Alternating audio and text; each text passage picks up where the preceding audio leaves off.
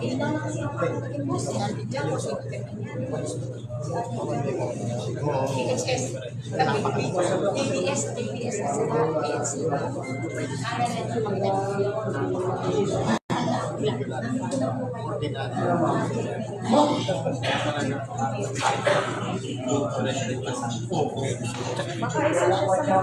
Wala siyang yung pagkabi mahina. Hindi nakapulutan.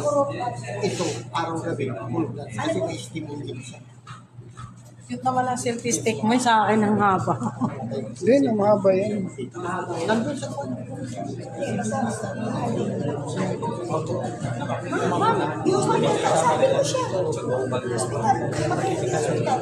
Tatanungin ko nga saan, nagkasabay tayo. Naisipin ko rin tayo po.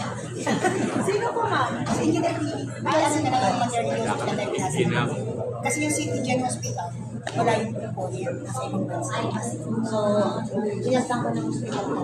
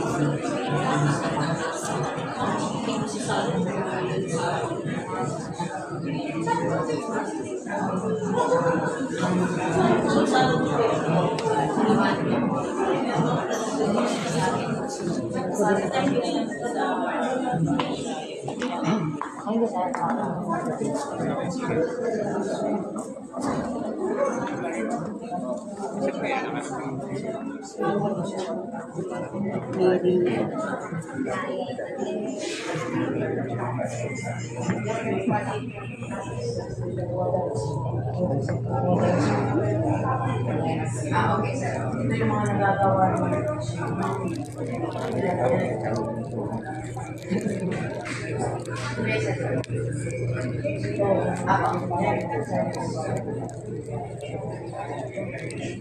Kailangan lang para yung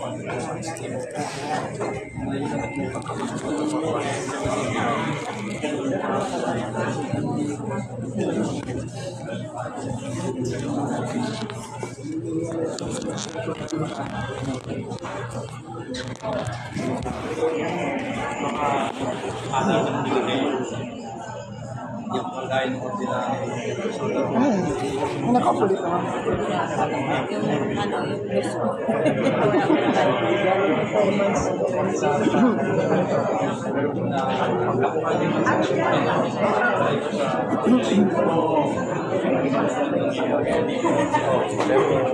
Yan lang muna siya. Wala pala. Pero may storage din siya. Oo, may storage siya.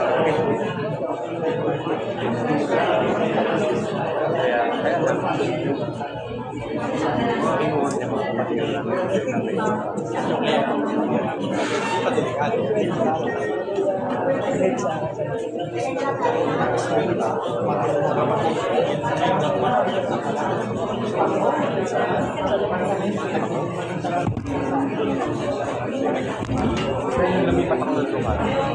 Pero nakasimulan din siya ako ng hindi na kailangan resident tayo. Kailangan tumalog ng mga dalawang web space na halimbawa may kapasa. Pag wala, ang galang. Kasi kompleto. Pag may umaga, tsaka pala naman tayo. Mga gano'n, namatay o lumipat din ang lugar. Kakapit na pa ng palibago. Parang wala natin. Dahil ako pangulo ko ng school, ang hawak ko.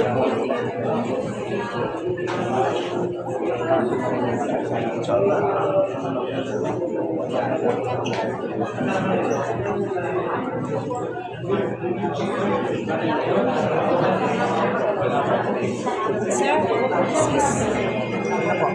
Yung nandito na kasi may nagsasabi na yung mga permit lang. Permits. Yun lang. Hindi ko pa nasasabi Nandun na sa kanya. Oo, sa kanya. Kasi ito,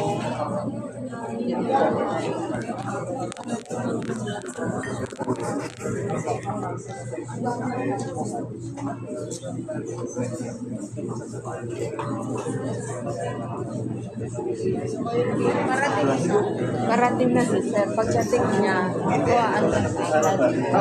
hanggang paganto.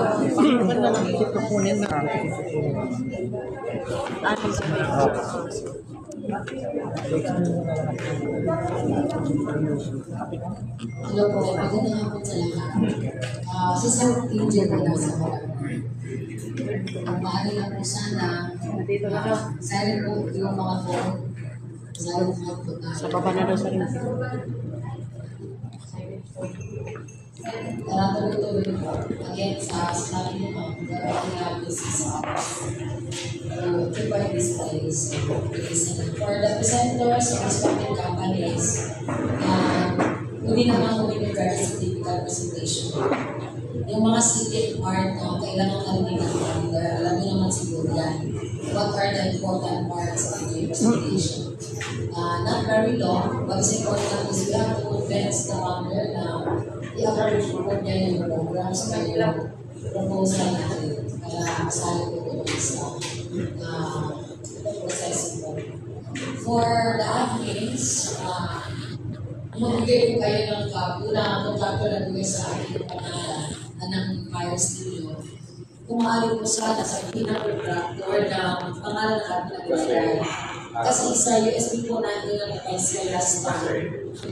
Save po po ng mga files, soft copy kasi i-email niya, hard copy yung soft copy. So kung wala kayong USB, wala tayong USB na ibigay sa kanya, Sir Angel provide us USB. So ang ginawa ko na lang, para isahan na lang, ang nakasulat doon sa every folder are your name. So kung masulat doon, pangalan ng contractor, hindi mabasa.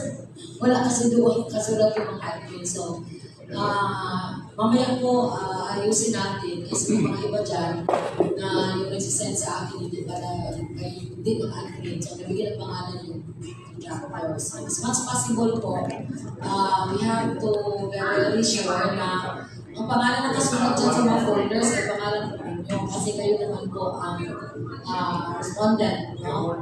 Proponent ng bawat category. So, ayusin natin. So, yung hindi pa nakalagay, mamaya siguro ganun tayo po ng vice ni Sir Angel. Kasi kung nangyari na USB ni Sir, nahiram lang po namin. No? Kaya we take advantage for those who are already done the presentations and approved the grant applications and has already approved with the reversal. Napasok na po doon lahat. So anyway, more or less, mayroon na mga nasa 30 plus po na nakasabit na soft copy nila. So, ako na po magsabi kay Sir kung ito na po Sir Alaman, 30 plus na po, 36. So, yung hindi pa po, kasi yung mga link po na binibigay po sa inyo, karaniwan po kasi nag-expire yan. Kaya hindi po namin ma-click to save the files. So, mas maganda kasi kung nasa sa email or email ang nakakigay para wala pong expiration. Yung pinagawa ng paraan, iba, ginagawa ng paraan. Okay, so, sabi po naman, una po mag-present yung mga contractor, ibalik ko lang po na since we are just having a very few time to hold this place, we will just make very significant po yung mga presentations po natin. Mga importante po, sabi naman din ni Ma'am Press na once magsabi na siya na Okay na po yan. So, hanggang doon lang po tayo. Baka po kasi mag-reband pa tayo doon para mapuligasan po natin presentations. For the admins na naninig na kanila pa, ilasan po. O diba? Tawagin nyo lahat po ng mga santo na makatulong sa inyo. Kung maaari po, tanongin niya San Telmo, San Dayo, San Mendoza. No, yan na. Tatawagin nyo lahat para hindi na kayo manginig. Kasi lumapit kayo sa akin, nanginginig kayo. Nanginginig din tuloy ako. Pati yung mesa, nanginginig din. So, mawala po kayo sa no, pati si Santa Claus, ayan, no? Pinakauna si Santa Claus. Para po mas maganda po yung mawawala po yung mga nervous. Anyway, hindi naman siguro tayo kakainin ni Sir Angel, no? Kung magkamali tayo. What is important is tell your name. Huwag mong kalimutan yung pangalan, title of your projects, the location of your projects, and the amount supposed to be you're going to propose. No, and of course, parit-ulit ito sinabi ni Mang Pres na bakit kayo bigyan ng ganyan kalaki pong proyekto. So, mag-add ka na doon. Yun ang ad-lib mo. Wala na yun sa aklat na binabasa mo. Wala din yun sa papel.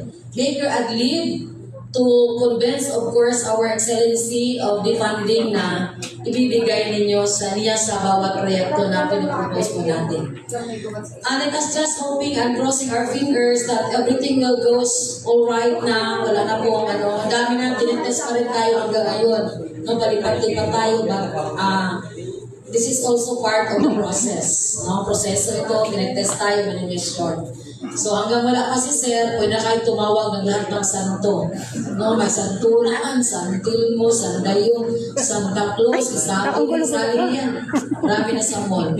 Para ano po, hindi. Tapos wala po, when Sir Angel is talking and somebody is presenting, makinig ka. Makinig ka. Make yourself also and silent mode of our cell phones. Para mas madali extra sa pelikula. Kasama ko po siya ngayon. Nandito naman si Vice. Dito nanginginig kanina pa. Excited. So again, I would like to remind Pastor Ed to, of course, lead us in prayer before we're going to start after presenting our excellency and the officers of LAM who hosted this event for this afternoon. So we have also here to cover a documentary. Of course, we have our Mr. Drover itself, no, Sir Romel and Ma'am Che over there, so covering all the significant moment and event for this afternoon. Party po ito ng ating documentation. Okay. So, ayan, pumasok na po yung Mandaraya ng Purinambia. Hindi ko na-send kasi mahina na ang signal. Chat ka lang. Relax ka lang po, Mandaraya na. Sagot kita mamaya. Sagot kita mamaya. Okay? Let us clap our hands together para naman masaya. Ayan. Para hindi tayo nanginginig. Okay? Magsigtayo po tayo. Practice lang. Okay, everybody? And taas mo yung kamay natin. Kaway-kaway. Yay! Ayan, mabuhay. Congratulations! Okay, sige po. Upo tayo sabay-sabay para pagpasok po ni Sir Angel. Sabay-sabay tayong tatayo mo at salubungin natin siya ng isang masigamo. Alam tayo magawa, dito na tayo. Nanginig sa langit. Nanginig ang kanilang mga pilay. At saka may papel. Pwede naman. Ay, ayun o. Yung ba yung nakakap? Okay? So, Yung clown. Yung clown. yung clown.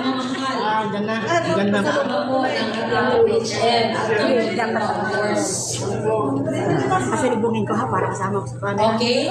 So, huwag na tayong kabahan. Kinakabahan ka ba, Vice? Hindi na, nagkakanta tayo ngayon. Okay, ladies and gentlemen, we have our long president, Ma'am Mary Ann Embolio, and of course, in her behalf, Sir Dexter Bolio po. Let's all welcome the members of the team of Sir Angel. Marami kasi lang mga kasama pa na kausap si Sir. Si Ma'am Evelyn po, sa mga nakakasamahan, alam niyo na po, mabilis po silang lumangkad na isa pa po stairs na 8th floor. Kaya medyo madali po sila makaabot dito. Hindi na lang namin basta ang plan ko, malayo mo yan. Okay, so again, sabi ko po, ready na tayo. Okay, ladies and gentlemen, welcome, Mr. Zelensky, Angel Ferdinand Marcos, the father of UHN and the Secretary of Judenka itself. Welcome po, sir, sa ating pong pagpupulong-pulong po ngayon. Paupuin muna natin si Sir. Okay, isang masigabong palakpakan naman po para sa mga kasama ni Sir. Boss, mga nandyan sa likod. Ito po tayo, Sir Oscar. Saka, welcome po dito, Sir, sa ating forum po na gagawin ngayong hapon. Okay, so, proceed po tayo to maximize the time. We will request Pastor Ed to kindly lead us in prayer for this afternoon. I'm requesting everyone to please rise and let us give time to thanks and praise the Lord Almighty.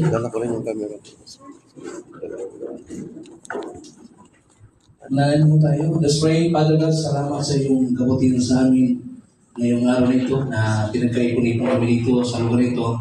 Ilabay niyo po ang bawat isa at na ngayon pong araw nito nagpapasalamat kami sa iyong biyaya na nandito po si Sir Angel na patuloy na magabay po sa mga tao na para po matupay yung katuparan na sa pagtulong sa mga tao ng Diyos. Tulungan niyo po kami at yung kanyang papaliwanag ay maunawa ng bawat isa at umasa po kami ang Banal na Espiritu makilos sa aming buhay, bigisin niyo kayo Panginoon ng pag-ibig niyo. Inayaw kami sa mga karamdaman ng Diyos. Bagos Panginoon, kaya ang maitas namin sa buhay namin ng bawat isa. Nagkapasalamat kami sa iyong pag-ibig sa Panginoon Jesus. Amen. Amen. Okay, thank you. Magsimpo po tayong lahat. To start our event this afternoon, I would like to introduce to you formally the women behind these activities and all throughout the monetization procedure. Our very own, if we have Angel Ferdinand Marcos in Judefa, we have also Angel Locsin in Lam. So without much ado, I would like to introduce to you our beautiful President, Angel Marian Bongo Mongoyo Julio.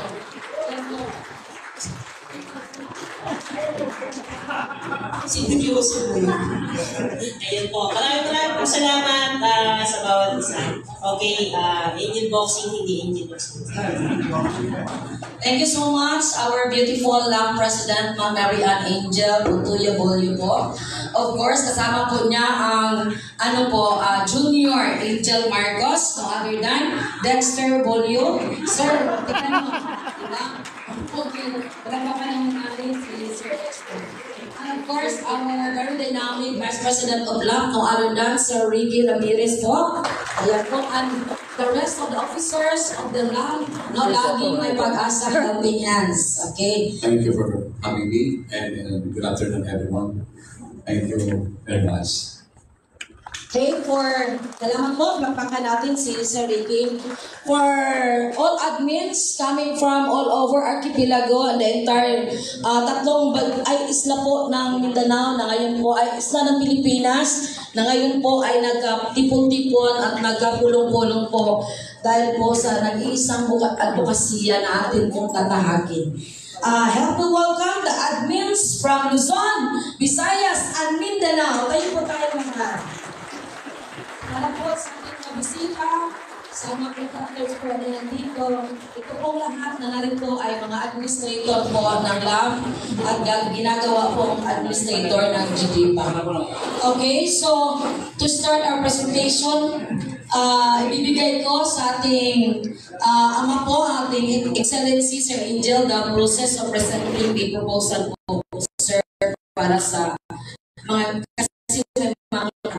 we have a contractor from Ilocos, Ecozone project from Ilocos, Maxi to Waste Energy. Sorry po ha, if I'm not mistaken this correctly.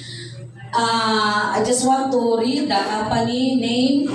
Ito po, isa lang, Altayas, Altabas, sorry po ha, sorry talaga. Altabas, Ecozone. We have here Ecozone Project of Ilocos, Maxi to Waste Management. Sorry po kung magkapali. We have here presenter of the hospital, resort, mining, housing, and other project to be presented with the contractor itself.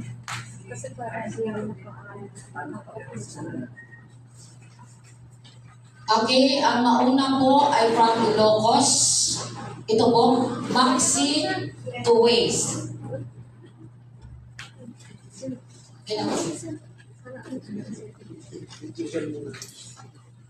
Share mo na lang siya. Okay.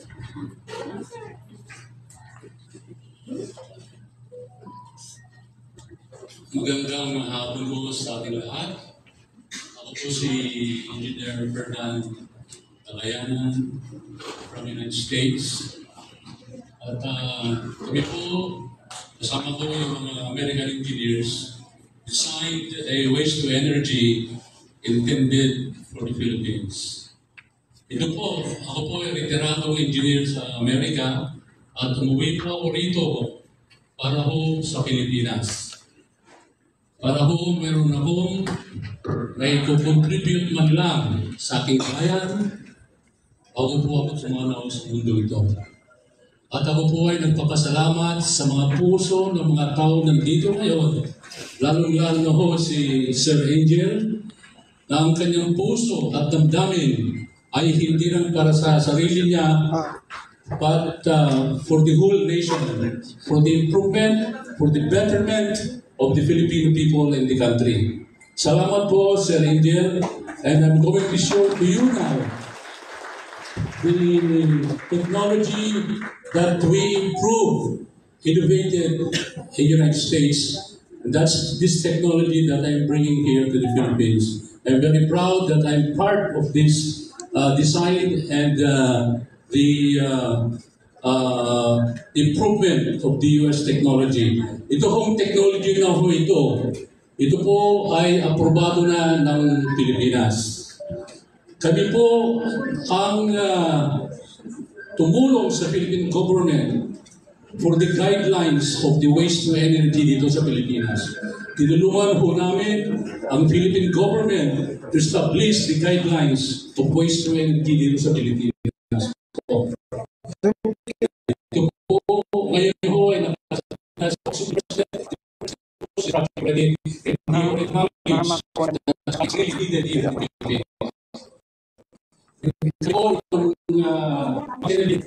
technology ito ay kompleto na ho. Ready to elevation. Pwede tayo construct bukas, meron tayong photo. Ganun ho kami ka-close ngayon.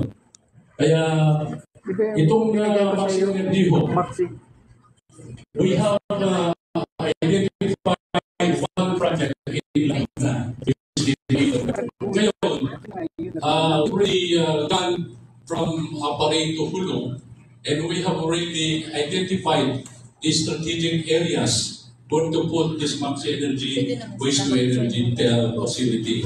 And we have concluded that by installing this waste-to-energy, malilinisan mo natin ang basura natin sa buong Pilipinas, at hindi lang po yun, kundi yung mga spilled oil sa dagat, yung mga gaya ng Mindoro ngayon, meron silang more than 1,000 drums of spilled oil, di ba? Lately, may nag-leak na ito.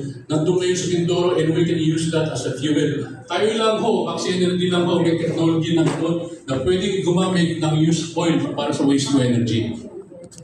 Ganun ho ang extensive.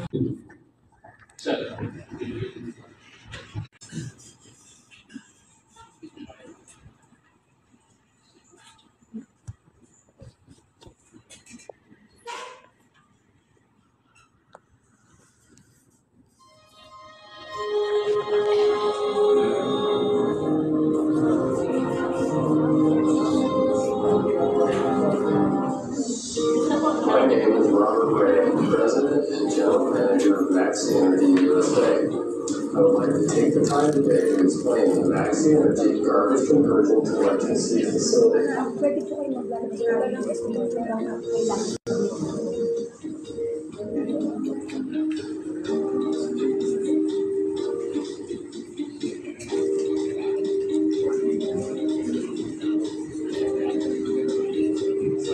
The purpose of the facility as a whole is to reduce the volume of municipal solid waste or garbage being disposed of in landfills.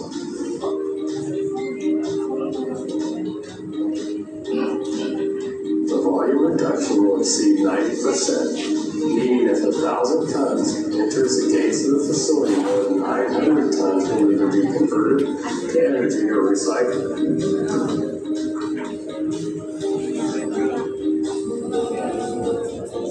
The facility will be designed as a zero-discharge facility, meaning all wastewater generated will be reused on-site. We will also capture and reuse as much rainwater as physically possible within the site location and size. The facility is broken down into two parts, the municipal recycling facility and the water plant.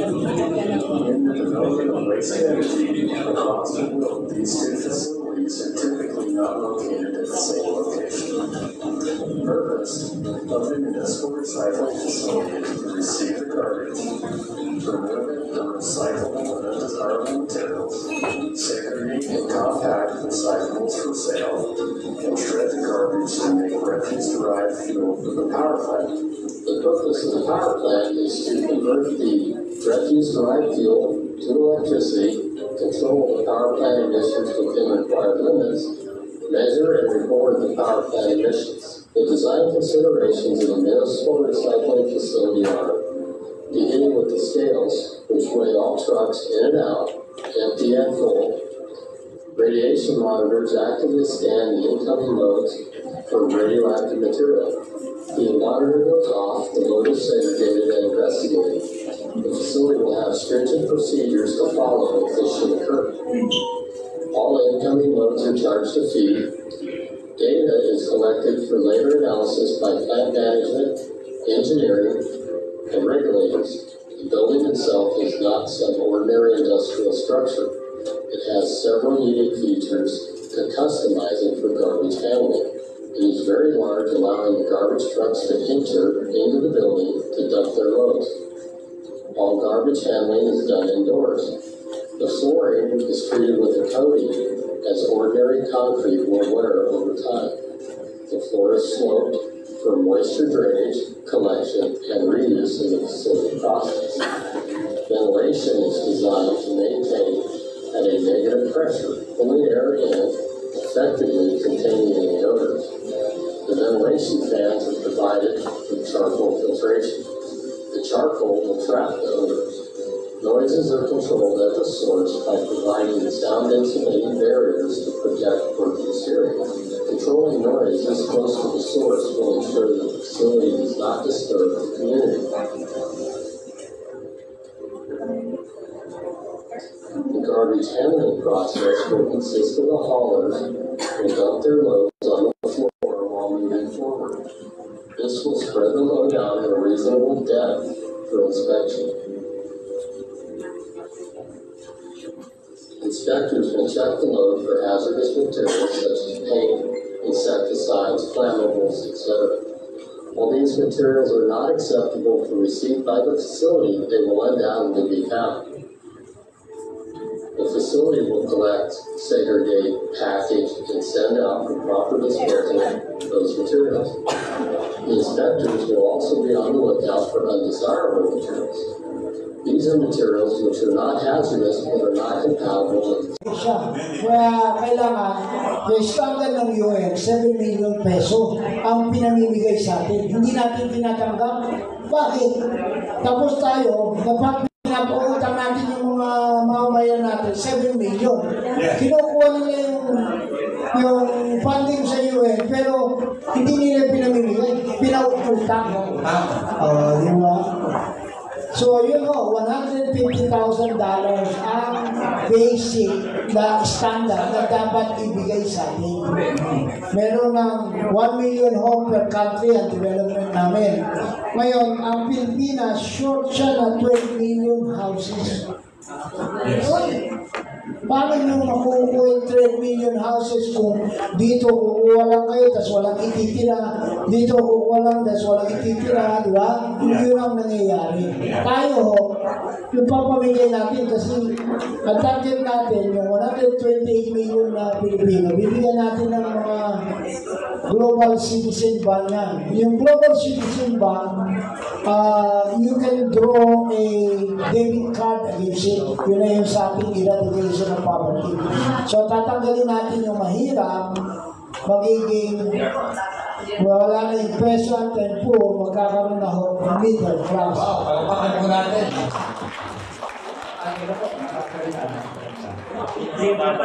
Libre pa. Kaya nga po, salamat po sa ating general. Live naman. Ito po ay kinumpit ko as affordable housing. Meron po lang 9 locations. Okay, 9 locations. Kaya po pakisundi. Ito po sa taas. Sa'yo na pag-comment. Dito sana sa Control plus.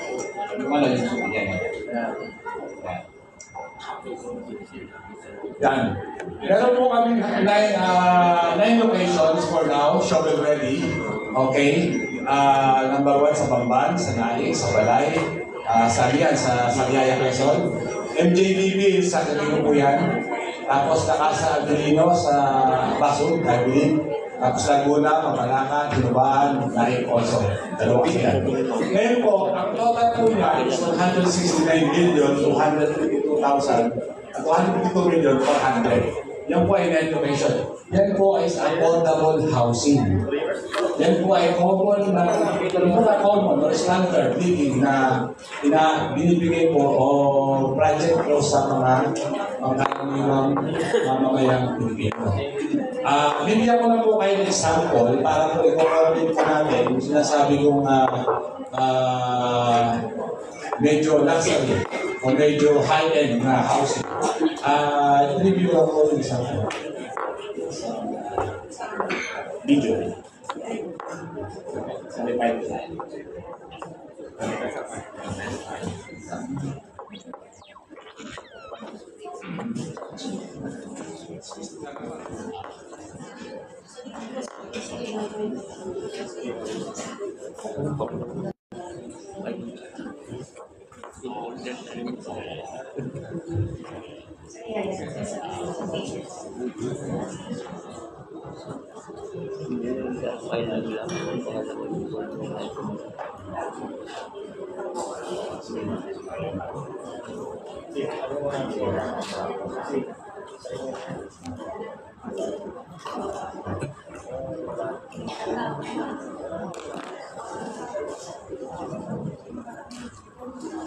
Okay, yes. Yan po ay isa sa mga affordable housing na introduce po natin.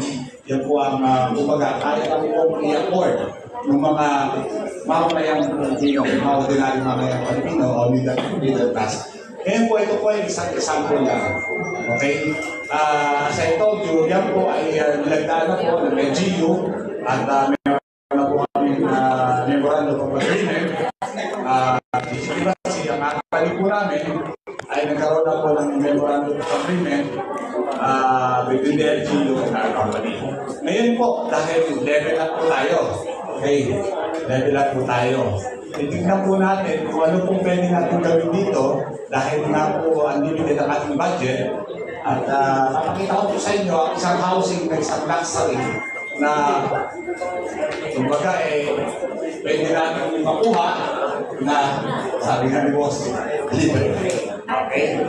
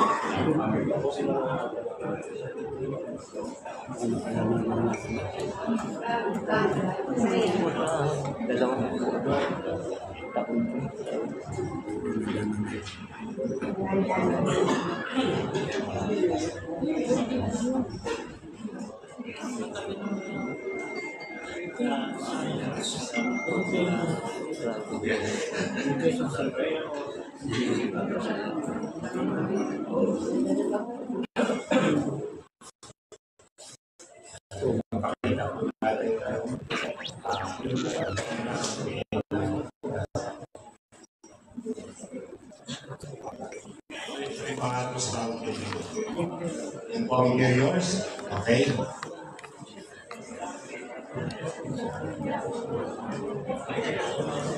Hindi na ako sa pero kailangan sa akin. Nakita ko na po yung kayo. Nakita ko po yung... Okay. May mga project mo namin.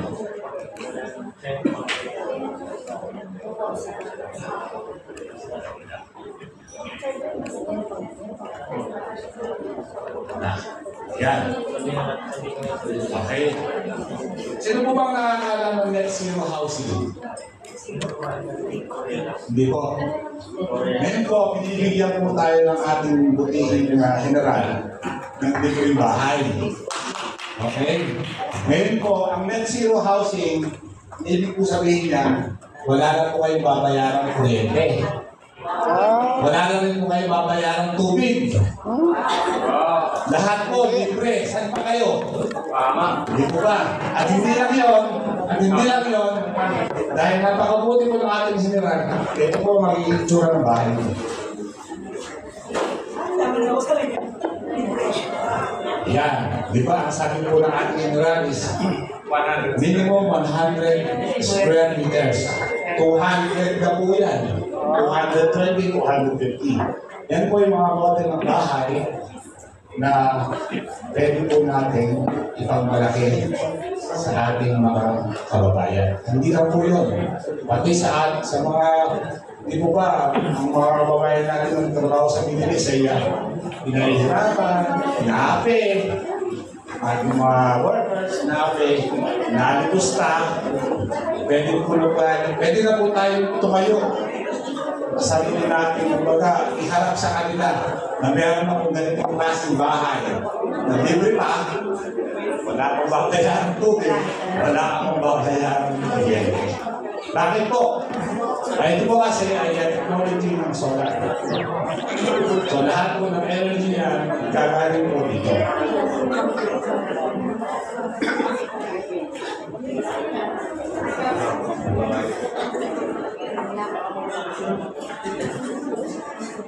Kaya nakikita niyo po ito.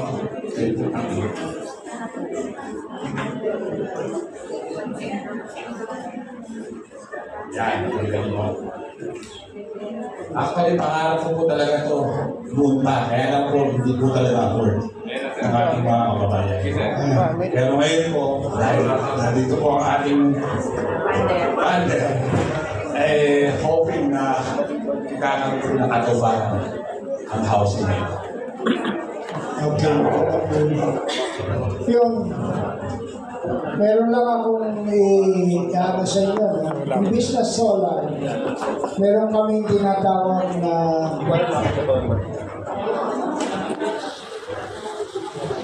imbis na solar po ang gagamitin nyo, meron ako share sa inyo yung nga tinatawag na plasma technology, saka yung tinatawag na magnetic repulsion. Kasi po ang solar, meron siyang nucleus waste yan. Ano ho yan? Harmful. So yun ang tatanggalin natin yan. Kasi sa ibang bansa, tinanggal na po yan yung solar. Pero dito pa lang nag-i-start. So kayo magagalit sa akin. Ha? So, yung i-adapt natin, yung aming mga machinery generator, it runs by water, liquid hydrogen. Meron ng separator yan na technology na sineseparate yung oxygen sa hydrogen. So, nagiging tubig na. Yun na ho ang ginagamit natin ngayon. Ang mga yun ang i-adapt natin para malibre. Ngayon, yun o. Maganda yung model nyo sa bahay. Okay yan. So, it will give birth to common decency. Di ba? Dahil proud kayo. Di ba? They also give birth doon sa tinatawag na crime-less society. Kasi bakit ka ba gagawa ng kalukuhan kung ang bahay binibigay sa iyo libre? Isa lang ang condition yan. Na-involve ka sa crime, tatanggalin ko yung bahay mo. Kaya ganun lang ang ating provision. So, yun ang mga pipirmahan natin na itong bahay na to libre, but you should not be involved in any negativity. Di ba? Ganun lang ho yun. So, di ba? Ayan, maganda yan. I-adapt natin. Ngayon, napansin ko, meron kayo sa Mabalaka. Yung Mabalaka, pwede nyo expand yung club. Di ba? Yung club. Di ba? Mabalaka yan. Ngayon, yung labas ng club, meron yan 10,000 hectare na pinatitulo ko nung araw, binigay ko sa Baluga. Ako nagpatitulo niya, binigay ko sa Baluga. Meron man, hindi nila ginagamit. Pwede nating i-lease yun. I-lease, di ba? So, kikita sila sa lease, tapos at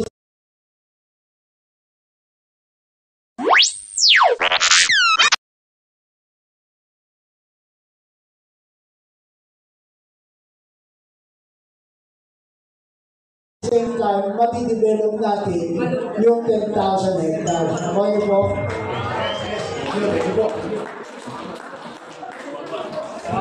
Ganun din sa Bamban. Meron mo yung Bamban to Kapas. Pero, Malalaki po yung Nokia kasi. malalaki. Yun, maganda yung area nyo. Hindi ko lang i-modernize natin. Maganda na, modernize. Approve na yung bahay. Yun na lang energy yung i-adjust natin. Tapos, ilang hectares yung area nyo, palaki nyo. Minimum 100 to 500 hectares ang bawat development natin. Dito po sa area sa meron mo malalaki nun. Meron 1,000. Kunin nyo yun. Walang problema. Isisingit ko doon sa ating awareness ng tao. Yung big one. Sino na kayo lang sa inyo ng big one? The big one. Yung the big one, either we like it or not, matutuloy yun. So, kaya yung sinasabi nyo sa area na matataas, doon tayo magdidevelop.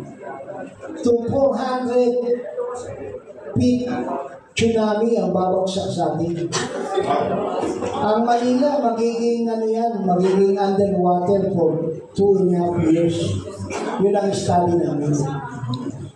So kaya, namin prepare ang tao sa club, doon sa Bulacan, Pataas, para doon, o kaya dito sa Laguna, o sa Muntinlupa, ganun dapat. Manila, underwater yan for 2.5 years. Hindi natin kaya kailangan ng yung natin, yung future plan natin, naka-align dyan. Pero po ang akin, doon sa mag-presenta, kailangan po aware kayo doon sa, yun, eminent yun. By 2035, abutin tayo yung the big one. Hindi ho kaya pigilin. Dahil wala naman tayong ginagawang preventive. Ano ba yung ginagawa natin? Preventive. 5-3. Ano ang gagawa ng 5-3? Tatabunan ka na ng building. Di ba? So, kaya yung earthquake, 12 intensity. Di ba sana kung 9, 7, 10 to 12 intensity. Lahat na nakatayo. Bagsak yan. Ako niyo po. So, yun ang mangyayari. Hindi ko gusto i-promote yung scarcity. Gusto ko maging aware kayo na sa future plan ng anak nyo, doon kayo magplano that level. Ako yun po. Kaya ganyan, yung gagawin natin na material, gagamitin, i-share namin sa inyo yung material na ginagamit namin. Glass and mix with wood. Mas matigas pa kaysa sa bakan. Mas magaang pa. Yun ang gagamitin yung technology dun sa mga bahay. I-share ko sa inyo yun, baka nagwa naman tayo, pati technology, pati yung mga scientists. Nandito sila. Talagang in-invite ko sila dito para mag-develop. Yun ang pipe-proof, earthquake-proof, lahat. So, hindi ka nasa trabaho ka, hindi ka nag-aalala, baka wala na yung pamilya mo. Diba? Gano'n ang ano natin. So, kailangan aware tayo dyan. Total, pabayaan natin yung mga politician, hindi naman tayo tumatakbo di ba? So, ito, private funding naman to Ang isa lang pangako ko sa inyo, paghuhugas ko kayo ng pinggan, pasok kayo, para lang ma-finance lahat yan. Nakakaintindihan mo ba tayo? Kaya lang mo ngayon, malapit na malinis yung pera ko, nagkakaroon ako ng hindi ko na nakikilala yung mga member. Nagkakaroon ako ng amnesia. Kaya yung iba sa inyo, hindi ko mabigyan ng ballpen. Ito, may pangalan ko to, mamimigay ko to sa inyo. Para magkakandang ko na may commitment pala ako sa inyo. So, sige po, tuloy nyo po. Maganda yung ginagawa nyo. Yun lang ang tatanggalin natin, yung solar. Maliban doon, okay po yan.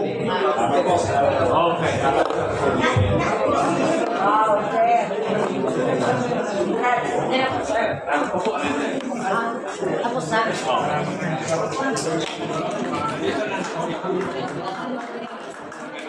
Okay. We still have two presenter with contractor. So, nahin muna daw natin sila. Sir, Tatay Fernan, nahin muna natin sila. So, we still have two contractor po. The same presentation, housing program. Okay, so, with Admin Dolor, the presenter is Julius Noel. Ayun na po, sir. Hindi contractor, member. Member. Sino po present? Housing. Okay, and be ready, Corilas County Home after this. Kayo pa ang susunod. Pangalan mo? Ito sa kanya. Sila dulo.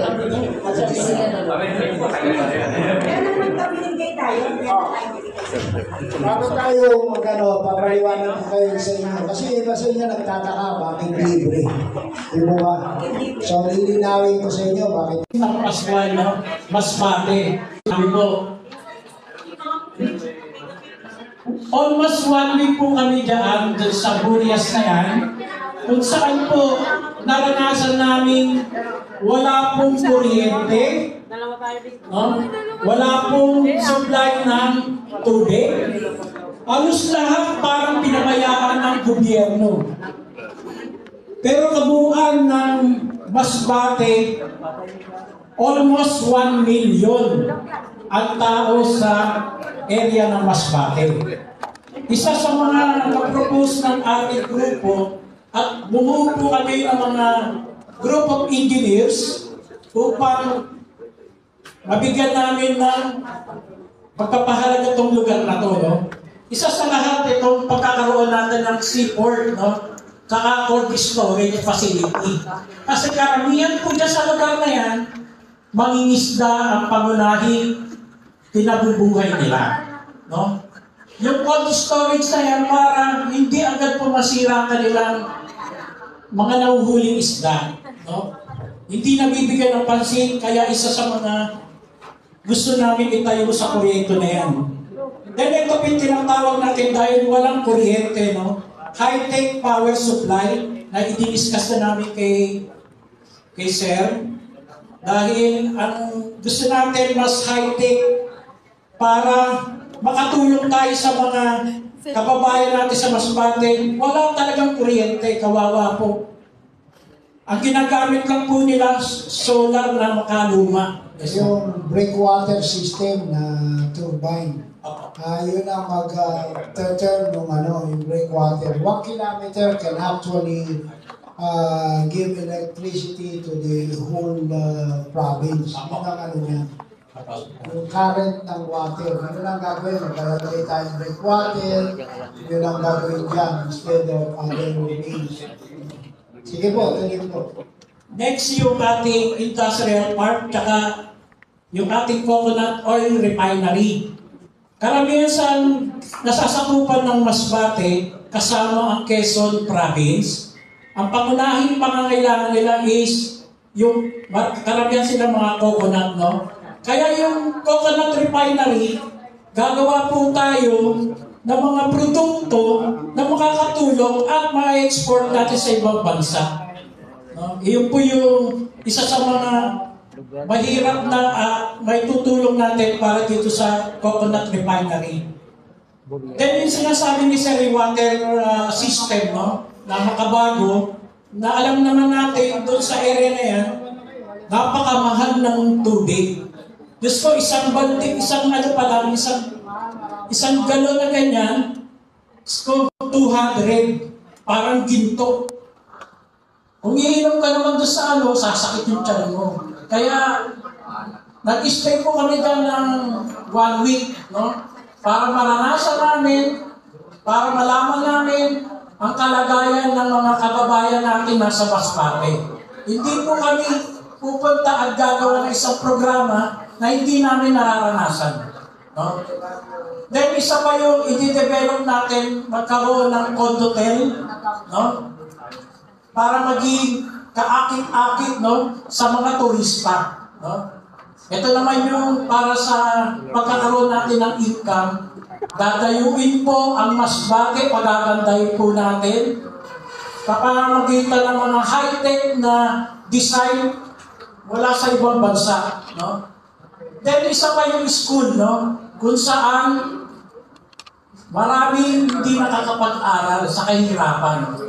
Dahil sa naisipan namin, ito yung pinaka-humanitarian project ng grupo na libre. Pag sila ay nakatapos sa college, tayo ang mag-a-adapt sa kanila.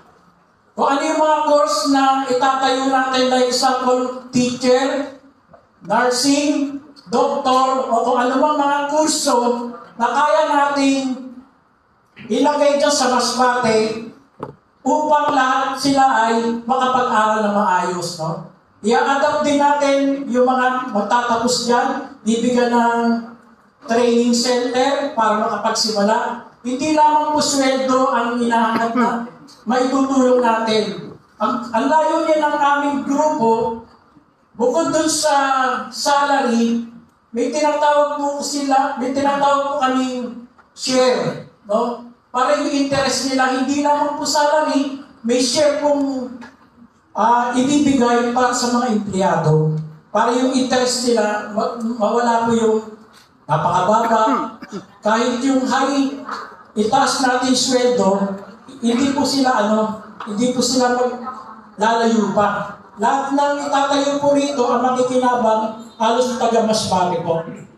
Isa po sa housing na gagawin natin, ito po may sukat na 150-200 square meter.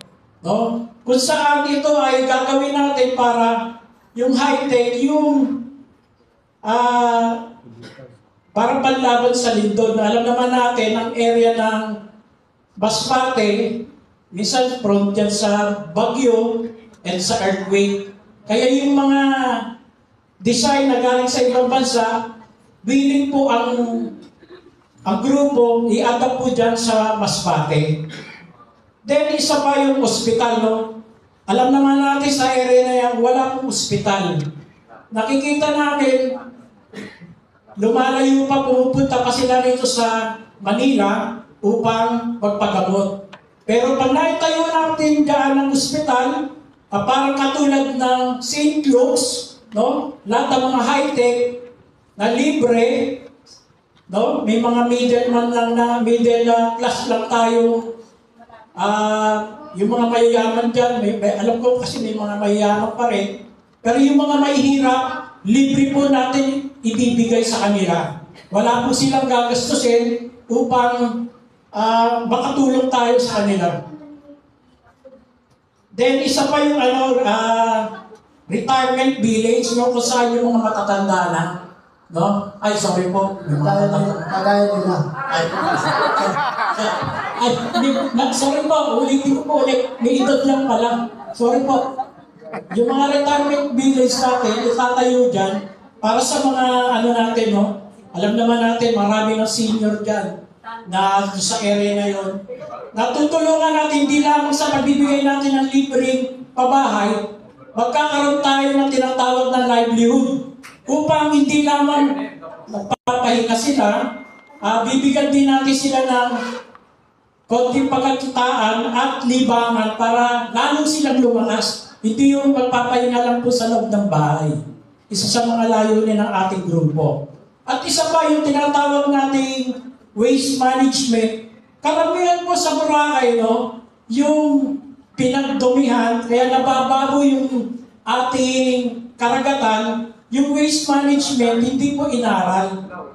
Kaya isa po sa mga ilalagay po natin dyan upang luminis yung itatayo nating economic zone, kailangan lahat maayos, wala po tayong magiging balat sa ating sa area, no? Isa pa dyan yung tinatawag namin, di namin nilagay sa grupo, yung command center. Karamihan dito sa atin, sa command center, dito pa napapaloob lahat ng communication para sa mga kalamidad, no? Ito yung system na kung saan naaalarma yung isang bayan na alam agad nila may parating na sakuna o disaster. Tayo dahil sa pamamagitan ng high-tech na communication na mag-a-alarm sa bawat bahay nila. Yan po yung plano ng aming grupo. Naway sa tulong ng ating mahal na Sir Angel, kami po ay nagpapasalamat dahil sa 5 taon namin inaral. Siguro ito na yung time na sa mapagbibigyan kami. At kung ano pa yung mga idadagdag po ninyo, Sir Angel, sa mga high-tech mula sa ibang bansa, willing po ang grupo i-adapt po lahat yung mga high-tech upang mapabago natin yung island ng Burias. No? Sige po, okay lang po sa akin. Salamat po, Sir. Okay po, we understand na lahat po ay nag-ready ng mga presentations, but however, we cannot own the whole function room until we wanted to stay here because our time is very limited. I hope we understand and everybody should understand also. Let's turn over the microphone to our Undersecretary and Ambassador as well to give us an orientation. Sir. Okay, thank you. Okay, cut-off na ba tayo? Cut-off na. Kasi limited na po yung time. Sige. So, pwede natin ulitin to basta imbitahan niyo ako. So, I'll come here and we can, yung mga nag-presenta, i-adjust nyo lang yung inyong project, development, lahat, i-adjust nyo lang. Wala namang problema, maganda naman ang presentasyon nyo. Nataon lang na mas gusto ko yung tayo yung nauuna kaysa sa nauuli. Nakuha niyo po? Ganun din sa nagpaplano sa school, kailangan advance din tayo. Dito sa Pilipinas, medyo mabagal. Nakita nyo, mga nurse, mga doktor, pagka nagpunta doon sa kailangan pa, we have to take additional unit. Diba? So, yung doktor, nagiging nurse, yung abogado, nagiging legal aid. So, itaas natin ang uri natin. Mas magaling tayo doon sa kanila. Pakita natin na tayo ay royalty. Alam niyo ba na tayo ay belong to 13 tribe of Israel? Inirang tayo ng Diyos. Tayo ay tayo, yung bansa natin, ang tawagin ng araw, 27,000 years ago, which is what we call Kingdom of Opium or Maharlika. You know, so this kingdom was one of the 7 original kingdom dito po sa planeta natin. So sana maunawaan nyo, yung pagka-royalty natin, pinanganak tayong royalty. Hindi tayo dapat magpaalila. Nako nyo po. So, yun ang gagawin natin. We will help each other kasi kakalimutan natin yung nakagista natin crab mentality, colonial mentality. Magtutulong-tulong tayo. Yun po ang aking goal. Ngayon po, bukas naman ang pinto sa akin. Kung ano yung project nyo, resita nyo lang, susuportahan ko kayo. Doon tayo. Ngayon, ang charity begins at home. Ang una nyong tutulungan ay ang pamilya nyo. Pangalawa, sa tutulungan nyo ay yung mga kamag-anak nyo, mahal nyo sa buhay. Ngayon ko, marami kong mahal. So, yun ang tutulungan nyo.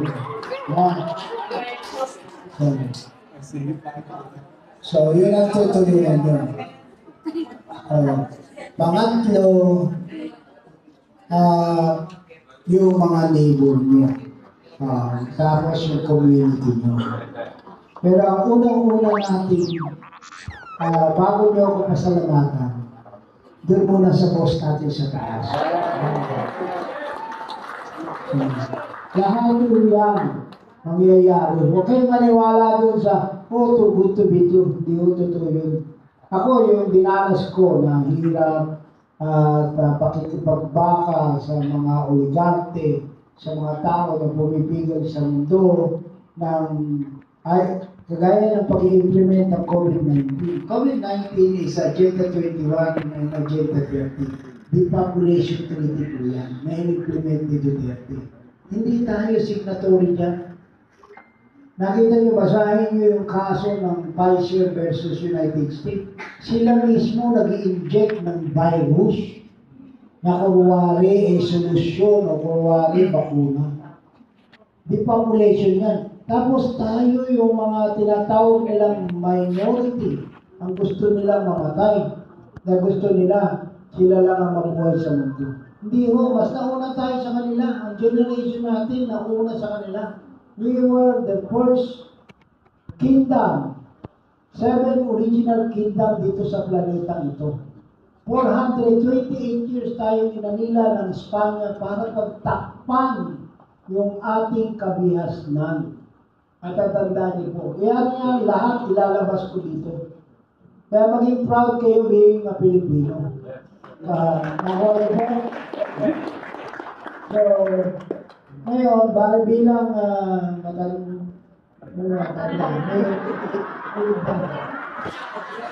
bilang may edad sa inyo,